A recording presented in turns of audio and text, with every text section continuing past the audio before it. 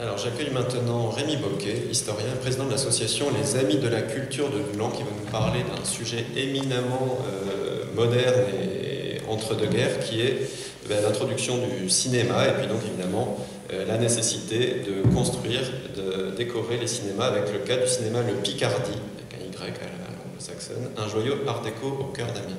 Rémi, je te laisse la parole donc pour 25 minutes.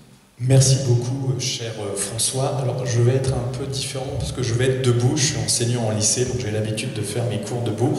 Donc, vous m'excuserez, j'ai évité de faire trop d'aller-retour pour vous donner le mal de mer. Alors, je suis très heureux d'être présent aujourd'hui devant vous pour ce deuxième jour du colloque sur l'art déco à Amiens. Et pour ma part, je vais vous parler d'un lieu que vous connaissez tous pour l'avoir fréquenté, vu ou même aperçu. Et donc aujourd'hui, je vais vous parler du... Pardon, petit problème technique. Voilà. Je vais vous parler du cinéma Le Picardie, un joyau d'art déco à Amiens. Et je vous montre d'ores et déjà une photo pour vous le rappeler. Et ceux qui ne connaissent pas Amiens, ce cinéma est situé rue Ernest Covin. C'est une rue qui est perpendiculaire à la rue des Trois Cailloux. Et je reviendrai rapidement dessus, mais la rue Ernest Covin, c'est vraiment une rue qui est emblématique de la reconstruction d'Amiens après la Première Guerre mondiale. Alors, pour ceux qui ne le connaissent pas, je tiens à préciser que ce cinéma n'est plus en activité. Il est fermé, la façade existe toujours, mais il n'est plus cinéma depuis 2005. Donc ça fait 20 ans cette année. Alors, souvenez-vous, le titre de ma conférence, c'est le cinéma Le Picardie, un joyau d'art déco à Amiens. C'est mon titre, mais il aurait pu y avoir un sous-titre à cette conférence. Et si j'avais fait un sous-titre, il aurait été simple. Il aurait été Amiens entre deux guerres, fêtes, spectacles et distractions. Alors, je vais vous faire un aveu de faiblesse, mais ce sera le seul de la matinée pour ma part. Je ne suis pas allé chercher ce titre très loin, parce que c'est le titre d'un ouvrage écrit par Alain Trogneux en 1991. Alors pourquoi le choix de ce sous-titre à cette conférence? C'est parce que pour ma part, le cinéma Le Picardie, il s'inscrit complètement dans cette volonté de culture qu'a connue la France, la Somme, entre 1919 et 1939, 1929. Donc voilà, parce que je vais faire une petite introduction là-dessus, mais quand la guerre se termine en 1919, jusqu'en 1929 et de nouveau en 1936 pour certains, on est dans une période qu'on appelle la période des années folles. C'était vraiment une période d'effervescence culturelle, parce qu'après les horreurs de la Première Guerre mondiale, les Français ont besoin de se divertir, ils ont besoin de retrouver une joie. Et donc voilà, donc ce cinéma, il s'inscrit pleinement dans cette volonté. Alors le terme année folle, je vais revenir rapidement là-dessus. Comme à peu près tous les termes qu'on utilise, c'est un terme qui est postérieur à la période. La première fois qu'on a utilisé le mot année folle, c'est en 1958, sous la plume de ce journaliste Gilbert Guillemot, qui a publié pour Robert Laffont une série de livres sur la Troisième République. Et donc, il a écrit en 1958 un livre qui s'appelle Les années folles. Donc, c'est à partir de 1958 que le terme année folle va naître. Alors, cette période des années folles, c'est une période vraiment, comme je vous l'ai dit, de réveil, les gens avaient besoin de se divertir. Il y a un grand nombre de domaines qui vont être touchés. Il y a l'apparition des arts décoratifs. Hier, nous étions à un concert et nous avons écouté, pour ceux qui étaient présents, du jazz. Et le jazz, c'est complètement dans cette période des années folles. Je vous invite à relire, alors il fait polémique actuellement, mais le livre Vipère au point d'Hervé Bazin. À un moment, Hervé Bazin, dans les années 20, il a une dizaine d'années. Et en fait, dans son roman, il décrit toute une situation quand il est avec son père, chez sa tante, où il découvre pour la première fois le jazz. Donc vraiment, le jazz, ça s'est importé en France dans les années 20. Alors, il n'y a pas que le jazz, il n'y a pas que la décoration qui sont présents dans les années folles, il y a aussi évidemment l'émancipation des femmes. Alors c'est vrai que maintenant, 100 ans après, on peut se dire que c'était une émancipation quand même légèrement réduite, mais il y a quand même une émancipation des femmes dans cette période des années folles, avec notamment les femmes qui se coupent les cheveux. Et là, je vous ai mis une fresque qui est présente dans la mairie de Montdidier, dans la salle du conseil municipal. C'est une réalisation de Maurice Picot, et vous voyez le personnage féminin, là, elle a les cheveux coupés. Donc vous voyez, même dans la représentation artistique qu'on pouvait se faire entre deux guerres, les femmes sont représentées les cheveux courts. Donc c'est vraiment typique de ces années folles d'avoir les femmes qui ont les cheveux coupés et courts. Et aussi les jupes qui apparaissent, les robes qu'on connaît par la suite. Alors l'architecture pendant cette période des années folles, elle a évolué également. Et donc le style art déco, il devient à la mode avec des formes géométriques et des lignes épurées. Alors à Amiens et dans le département de la Somme, les années folles, c'est plutôt l'idée de reconstruire. Voilà. Amiens, pendant une quinzaine d'années, et la Somme vont se reconstruire, parce qu'il y a eu des villages entiers, des routes, des ponts qui ont été détruits, et donc il faut rebâtir. Donc au début, dans la Somme, année folle, ça veut dire reconstruction, et il va y avoir une modernisation forcée, de facto, dans ce département. Et donc, la ville d'Amiens, qui est la ville chef-lieu, était une ville qui a été très fortement détruite, et donc vous le voyez ici, une rue d'Amiens, après la Première Guerre mondiale, donc Amiens, il faut complètement reconstruire. Et donc il va y avoir un projet de reconstruction qui va avoir lieu à Amiens, il va être confié à Louis Dutoit, l'architecte, et là vous avez un portrait de Louis Dutoit, qui est né en 1868 et qui est mort en 1931. C'est l'architecte en chef de la ville, c'est le fils d'une célèbre famille d'artistes amiénois, je ne vous l'apprendrai pas, l'Hôtel Boucteux-Vanier, c'est vraiment représentatif de Louis Dutoit. Donc il est chargé de redessiner le centre d'Amiens après la destruction, et donc il va essayer de moderniser la ville. Donc on lui confie le projet en 1919, et en 1924, il va proposer un premier projet. Donc là vous avez le plan, vous l'avez peut-être vu à la Maison de l'Architecture, donc il propose son plan sur la reconstruction d'Amiens. Alors 1924, 1925, les dommages de guerre pour la ville d'Amiens il va y avoir moins d'argent qui va être donné, donc le projet de Louis Dutoit va être revu complètement différent. Il ne va pas être aussi conséquent de ce qui était prévu. Mais dans ce projet, il y a une rue qui va être créée, la rue qu'on appelle la Nouvelle Rue, c'est la rue Ernest Covin. La rue Ernest Covin n'existait pas, donc elle va naître dans ce projet de Louis Dutoit. Alors pourquoi on l'appelle la rue Ernest Covin? À l'origine, c'était la Nouvelle Rue, et donc elle va être rebaptisée en hommage à Ernest Covin, qui était un conseiller général et sénateur de la Somme. C'est son portrait officiel sur le site du Sénat, parce que le site du Sénat, notamment à partir d'un travail d'un historien qui s'appelait Joly, il y a toutes des portraits, des biographies de sénateurs de la Troisième République qui ont été faits. Donc la Nouvelle Rue, comme je vous l'ai dit, Ernest Covin, elle va être percée, elle va être créée. Sauf, comme je vous l'ai expliqué, en fait, le projet initial, c'était des constructions, sauf que ça ne va pas pouvoir se faire. Et donc, le maire qui est élu en 1925, Lucien Lecointe, il décide qu'ils vont diviser la Nouvelle Rue en parcelles, en lots, et qu'une vente aux enchères va être réalisée pour que des particuliers, des commerçants puissent acheter des lots afin de construire des choses. Et donc vous avez ici le plan des différents lots qui étaient divisés. Donc vous voyez, c'est vraiment des superficies qui sont de manière pas tout à fait les mêmes. Par exemple, le lot numéro 4, il faut le retenir, c'est le lot qui va nous intéresser. Il fait 377 mètres carrés, il a 16 mètres de façade. Le lot numéro 3, il est assez important, il fait 667 mètres carrés. Et après, vous avez des tout petits lots, comme le lot numéro 20. Donc voilà, vous voyez, la ville d'Amiens, sous la direction de Lucien Lecointe, décide de diviser les terrains et veut organiser une vente pour pouvoir faire acheter ces parcelles. Et donc, il va y avoir une grande vente aux enchères qui va être réalisée en 1927. Donc 2 ans après, en octobre 1927, avec les différents prix, parce que les terrains, de par leur superficie et leur emplacement, n'ont pas les mêmes prix. À titre d'exemple, le numéro 4, celui qui nous intéresse, va être mis à vente à 150 000 francs. Le lot numéro 3, lui, sera à 500 000 francs. Donc il y a vraiment des différences de prix, mais ça c'est la taille. Et le lot au total, si l'ensemble des lots sont vendus ce jour-là, cela va représenter plus d'1 million de francs de bénéfices pour la ville d'Amiens. Alors c'est M. Renaudot, qui était notaire, qui va s'occuper de la vente, et l'argent doit être donné au payeur général de la ville. Alors cette vente va se faire en mairie, mais il y a une clause très importante, c'est que les futurs acheteurs s'obligent à construire un bâtiment à caractère commercial. Ces lots qui sont vendus, c'est juste à caractère commercial et rien d'autre. Alors, la vente se fait, mais tous les lots ne vont pas être vendus. Là, par exemple, je vous ai mis l'affiche qui a été tenue lors des ventes. Et donc, vous voyez, le lot numéro 3, lui, a été vendu dès le 20 octobre. Il a été vendu à un garagiste qui demeurait à Amiens. Le lot numéro 4, celui qui nous intéresse aujourd'hui, parce que vous l'avez compris que c'est le futur emplacement du Picardie, ne va pas être vendu en 1927.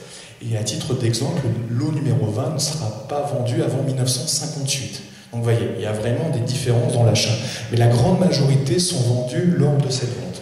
Alors le lot numéro 4, celui qui nous intéresse, il va être vendu en novembre 1929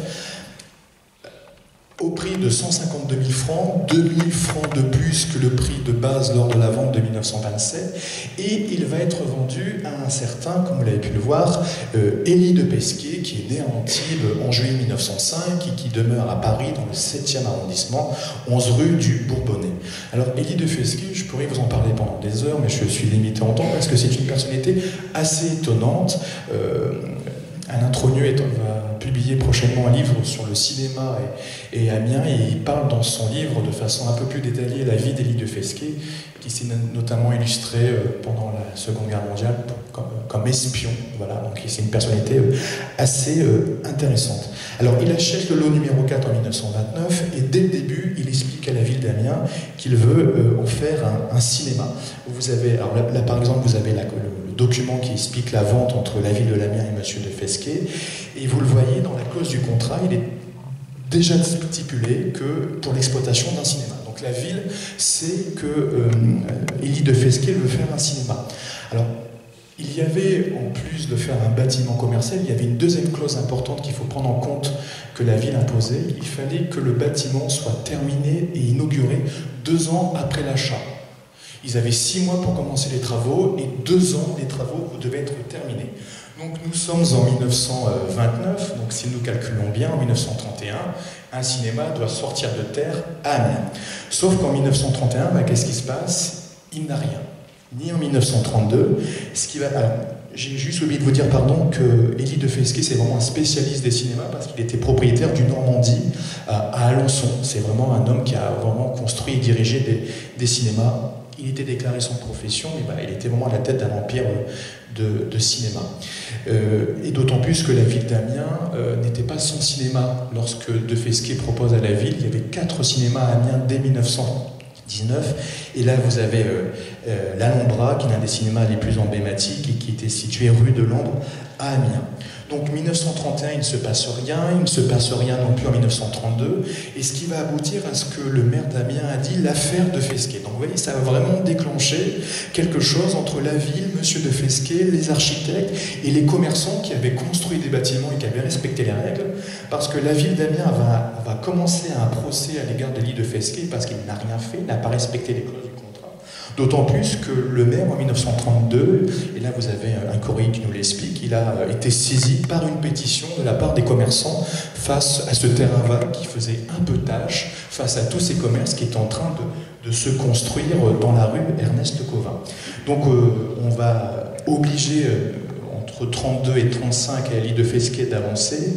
Alors là, pareil, ça pourrait nécessiter une conférence d'1 heure, mais les architectes engagés par de Pesquet et les ingénieurs de la ville d'Amiens se renvoyaient la balle.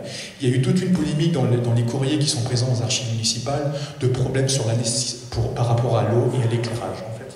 Ce qui a posé problème, d'abord parce qu'en 31-32, il n'a pas tenu sa parole, mais entre 32 et 35, les ingénieurs et les architectes se renvoient la balle.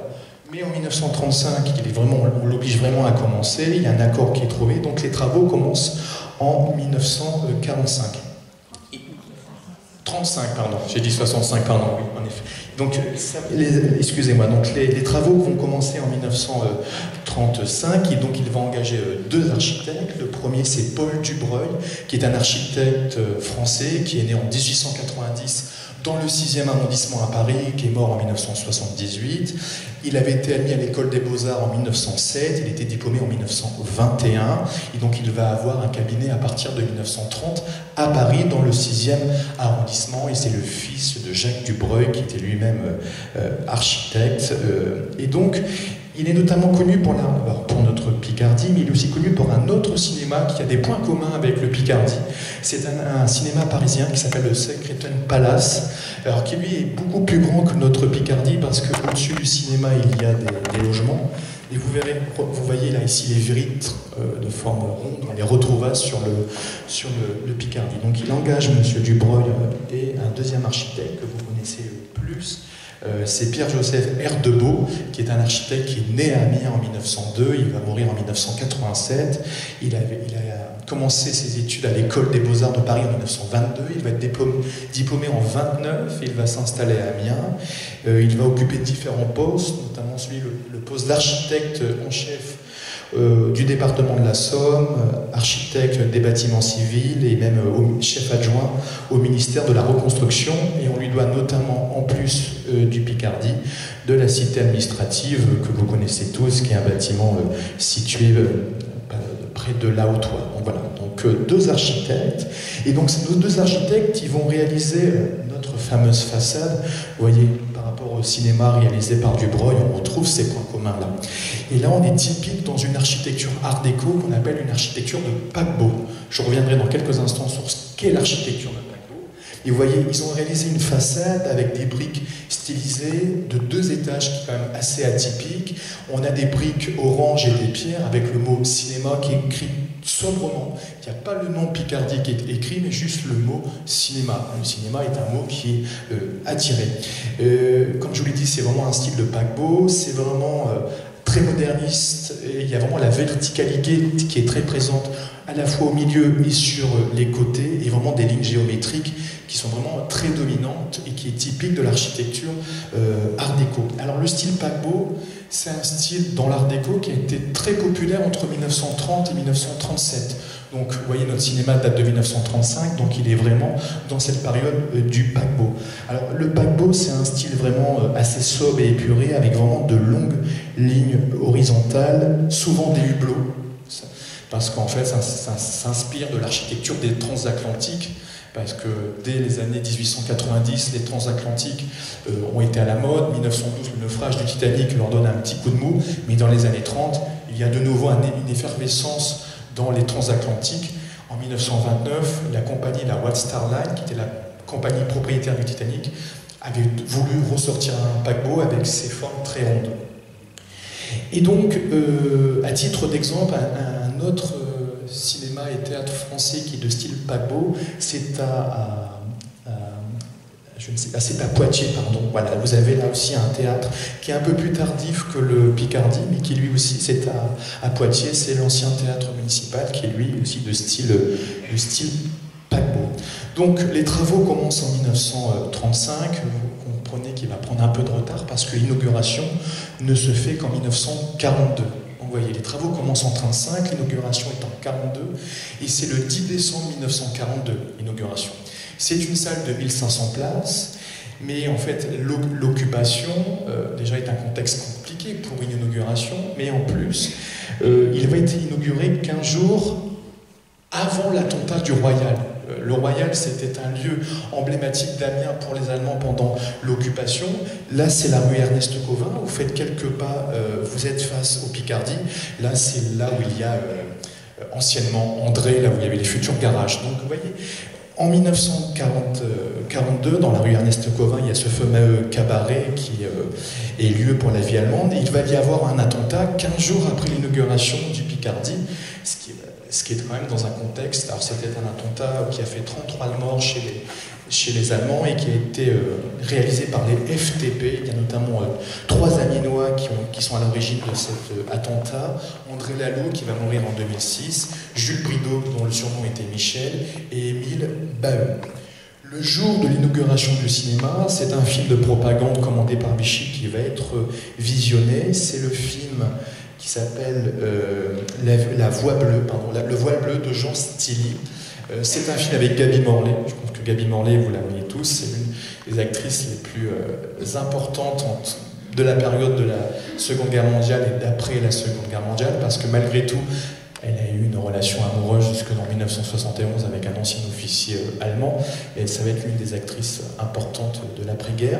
Alors ce film, c'est vraiment un film de propagande, parce que en décembre 1914, là je vous raconte l'histoire du film, Louise, qui est jouée par Gaby Morlet, dont le mari vient récemment de tomber au combat, elle met au monde un enfant qui meurt. Donc, en quelques mois, cette femme perd son mari au combat et son enfant.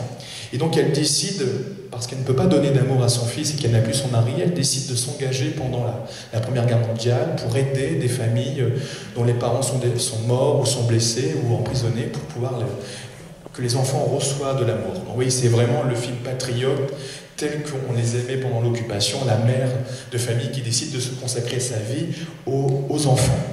Et la scène finale, c'est un soir de Noël après-guerre où tous les enfants dont elle a aidé, viennent la voir et viennent alors qu'elle est très âgée. Alors, le cinéma Le Picardie ne va pas beaucoup évoluer pendant notre période.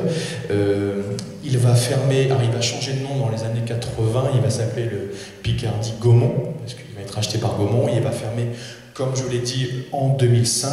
Il va être transformé, et heureusement, la façade n'est pas touchée, mais l'intérieur, la salle de 1500 places, va complètement être transformée pour faire place à des commerces. Alors, ce qui est intéressant sur le cinéma Le Picardie, c'est que c'est une architecture de paquebot assez sobre, un art déco peut-être un peu tardif, mais en fait, pour nous, c'est vraiment c'est une façade. Je pense que quand on part dans la rue Ernest Covin, puis c'est l'une des rues les plus magnifiques d'Amiens selon moi, mais c'est juste j'ai peut-être fait un deuxième aveu de faiblesse, en fait je vous ai menti, je disais que j'en faisais pas, mais j'en ai fait un deuxième. Donc voilà, donc c'est vraiment, le Picardie, c'est vraiment le reflet d'une époque, c'est vraiment, ça nous montre le renouveau urbain et le renouveau culturel que la ville voulait avoir. C'est vraiment une mémoire d'Amiens. Et comme il me reste 2 minutes, je voudrais juste vous parler de films qui ont été tournés dans les années 20 pendant la période Art déco, parce qu'au cinéma, il n'y a pas de style cinématographique Art déco.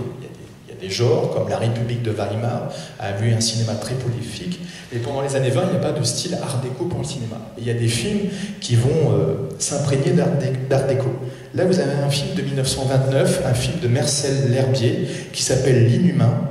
Et donc, vous voyez, là, c'est vraiment typique. On est un film en 1924, donc un an avant l'exposition des arts décoratifs. Et là, on est vraiment complètement dans un intérieur pour le cinéma qui est complètement art déco. Donc, ce film, c'est un film avec... donc, les décors ont été réalisés par Fernand Léger. Pour la petite anecdote, c'est lui qui a réalisé les décors du film. Et c'est un film très cubisme, et c'est ça qui est très intéressant. Alors, le film est difficile à trouver. Si vous allez dans la fondation Seydoux à Paris, rue des Gobelins, vous pouvez le trouver. Alors, c'est une histoire d'une cantatrice qui est célèbre, mais elle est inhumaine, et qui, en fait, va finir par payer, de par ses collaborateurs et les autres chanteurs, elle va en payer d'être un peu inhumaine. Un autre film très intéressant, là, c'est un film de Jean Renoir qui s'appelle Le crime de Monsieur Lange. Alors lui, c'est un drame social qui est réalisé en 1936 pendant les grèves. Et là, pareil, on a des très beaux décors art déco présents dans le film. Alors, c'est un film social, c'est un film d'engagement, mais qui met aussi en avant le style de l'époque. Nous sommes en 1920 et en 1930, mais aujourd'hui, l'art déco, déjà par le colloque, nous prouve que c'est intéressant, mais vous avez encore des films qui sont très charmants avec le style art déco. Je pense récemment avec Leonardo DiCaprio, vous avez eu le film Gatsby le Magnifique, où là, on a vraiment des intérieurs qui sont typiques de l'art déco. Vous prenez la série Hercule Poirot, c'est pareil, on est vraiment dans une architecture et des décors art déco. J'espère pendant cette conférence, alors même si j'ai fait des petits pas de côté, je suis sorti d'Amiens, j'espère vous avoir fait découvrir déjà l'histoire du cinéma Le Picardie, qui est une histoire un peu longue et contrariée, son architecture, et j'espère avoir mis en lumière pour vous un monument que vous connaissez tous, et je vous remercie de votre écoute.